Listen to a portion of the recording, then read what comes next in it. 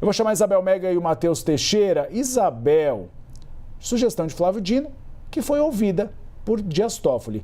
Porque essa sugestão anterior de Edson Fachin e Carmen Lúcia, o ministro não queria muito ouvir, porque você tem lá uma divisão muito clara em relação a assuntos, por exemplo, como dos penduricalhos e também sobre o Código de Ética.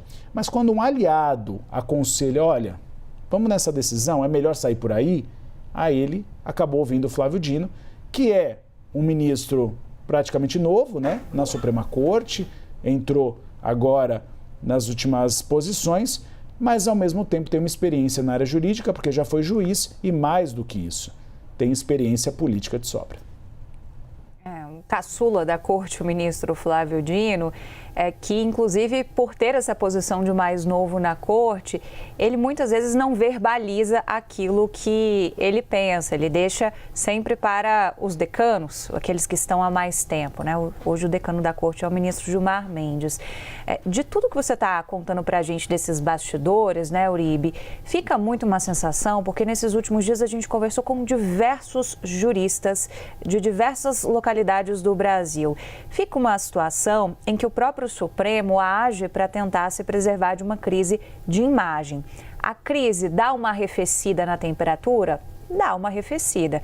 Vem aí o carnaval, esse assunto vai ficar de alguma maneira suspenso no ar. A gente estava contando agora há pouco que o ministro André Mendonça deve trabalhar no carnaval. Hoje, plena sexta-feira, vai ter reunião para tratar desse assunto. Então, para ficar com aquele tom de vida que segue no Supremo Tribunal Federal.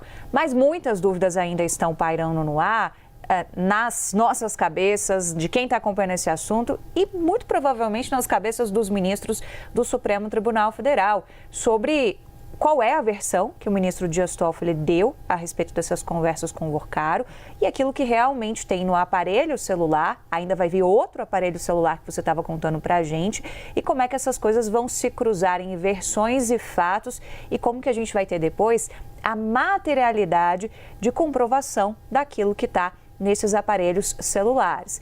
Agora, nesse primeiro momento, o Supremo Tribunal Federal atua em um movimento de blindagem do ministro Dias Toffoli, por acordo, por unanimidade. Ele próprio fez questão de frisar isso. Nossa Gabriela Boechat, nossa produtora Fernanda, estavam lá no Supremo Tribunal Federal ontem, uma imagem bastante simbólica, não sei se a gente tem aí, Pedro, na agulha, porque é ele saindo por aquele tapete vermelho ali do subterrâneo do Supremo Tribunal Federal, e aí essa imagem aí eu achei muito simbólica, porque em primeiro momento ele está sozinho, e ele responde ali com poucas palavras os jornalistas, né? Parece até um gesto quase que de despedida, uma coisa que ficou meio ali na semiótica, e depois a ministra, me parece que a ministra Carmen Lúcia vai chegando perto dele e ele alcança ela com um abraço, né?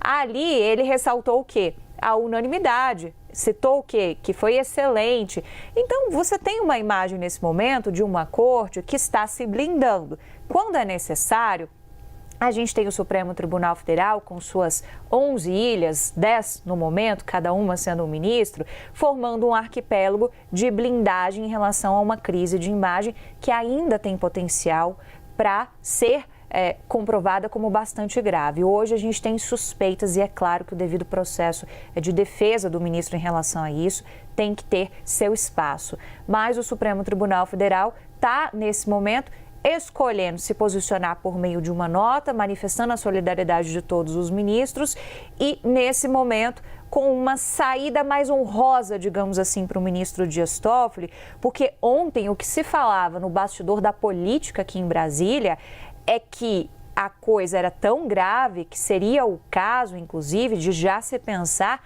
numa vacância do ministro chegar ao ponto de deixar o cargo no Supremo Tribunal Federal. Já tinha bolsa de apostas de quem seria o escolhido possível do presidente Lula para a vaga de Dias Toffoli. Então, olha como a coisa vai ganhando musculatura, vai ganhando corpo nas especulações.